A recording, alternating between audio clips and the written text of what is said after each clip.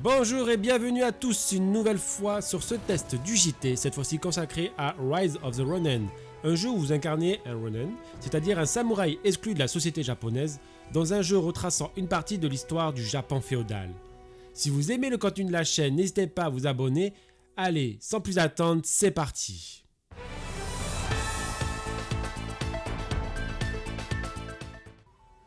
Comme dit en introduction, vous incarnez un Ronin, pas n'importe lequel, votre Ronin, que vous allez personnaliser de A à Z dans une aventure retraçant l'arrivée des voiles noirs, les navires occidentaux au Japon.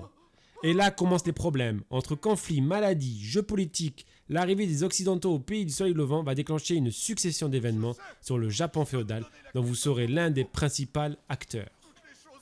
Le jeu repose sur un système de factions. Grosso modo, il y a ceux qui sont pour l'arrivée des étrangers et ceux qui sont plus conservateurs qui veulent repousser les étrangers vus comme des conquérants.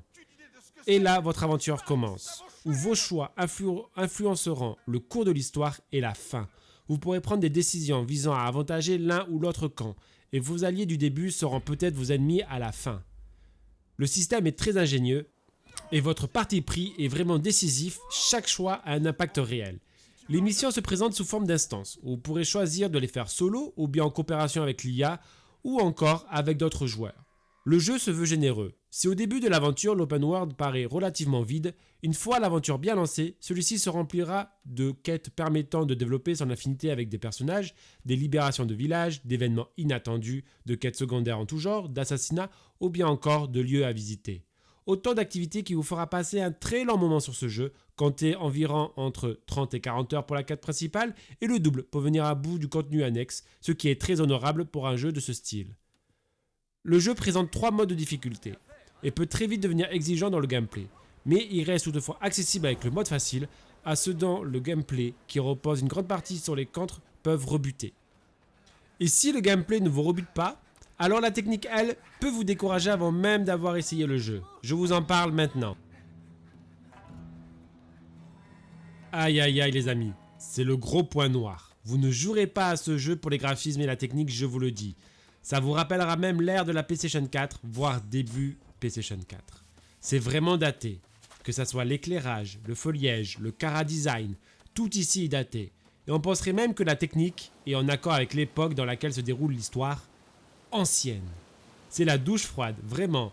Même en termes d'animation de personnages, c'est rigide. Animation faciale, aucune émotion. L'accent n'a clairement pas été mis à niveau, ou du moins n'a pas été mis à ce niveau, et c'est bien dommage, parce que si le jeu avait reçu plus de soins techniquement et graphiquement, à coup sûr il serait sans problème hissé aux côtés des meilleurs jeux 2024. Mais clairement, ce jeu ne rend pas justice à la PlayStation 5 et à sa puissance. Mais passé la déception des premières heures, si vous arrivez à faire abstraction de la partie technique, vous prendrez beaucoup de plaisir à jouer à ce jeu, grâce aussi à un gameplay simple et efficace dont je vous parle maintenant. Qu'on se le dise, le jeu ne réinvente rien, et même si passer les premières heures à vous habituer au mapping des touches assez discutables comme le sprint se rend au lieu du stick par exemple, vous prendrez beaucoup de plaisir à arpenter ce monde en vous prenant pour un samouraï. Le jeu vous offre plusieurs façons de réaliser les missions, soit en mode gros samouraï bourrin, soit par infiltration comme un vrai ninja. Si là encore l'IA des méchants est discutable, vous prendrez mal à plaisir à exécuter depuis l'ombre les centaines de méchants que vous croiserez au cours de votre aventure. Le jeu vous proposera une multitude d'armes, assez classiques, des doubles lames au katana en passant par la lance, mais chacune possédant ses propres finishes et ses propres movesets. Vous aurez aussi accès à 4 arbres de talent, vous permettant de personnifier à loisir votre façon de jouer et de vous spécialiser in fine, soit dans le face-à-face, soit dans l'infiltration, soit encore à distance en développant votre compétence de shuriken ou bien au fusil par exemple.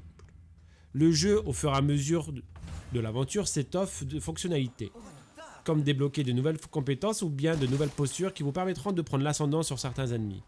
Et c'est ça la force du gameplay. Au fil du temps, celui-ci s'étoffe. Et même si on pense être arrivé à la fin de la boucle de gameplay, non, le jeu vous réserve toujours quelque chose pour étoffer celui-ci. Ce jeu étant aussi un action RPG, c'est une foire au loot. Vous allez looter encore et encore de nouveaux habits, armes et gris-gris en tout genre pour faire augmenter votre niveau de défense ou d'attaque de votre personnage. Mais il faut bien avouer que durant les affrontements, vous passerez quand même la majeure partie du temps à faire des contre-éclairs afin de faire baisser la jauge de ki, qui correspond en fait à une jauge de défense grosso modo, pour lui infliger un coup critique pour bien entamer sa vie. Si en facile, prendre des coups est très permissif, en difficile, le moindre coup entame pas mal votre barre de santé et les game over pourraient pleuvoir pour tous ceux qui ne sont pas habitués du style du jeu. Mais en tout cas, c'est un très bon gameplay simple et efficace que nous avons là et c'est vers une conclusion simple et efficace elle aussi que nous nous dirigeons maintenant.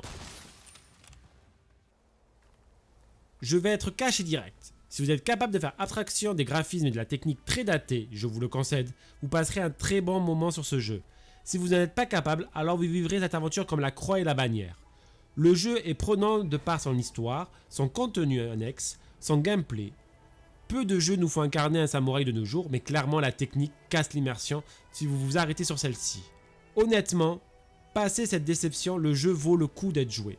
Et vous finirez le jeu tel un grand guerrier samouraï du Japon féodal. Voilà en tout cas ce que je pouvais vous dire sur Rise of the Ronin. N'hésite pas à t'abonner, commenter et à liker cette vidéo. On se retrouve très bientôt pour un nouveau test du JT. En attendant, prenez soin de vous. Bye.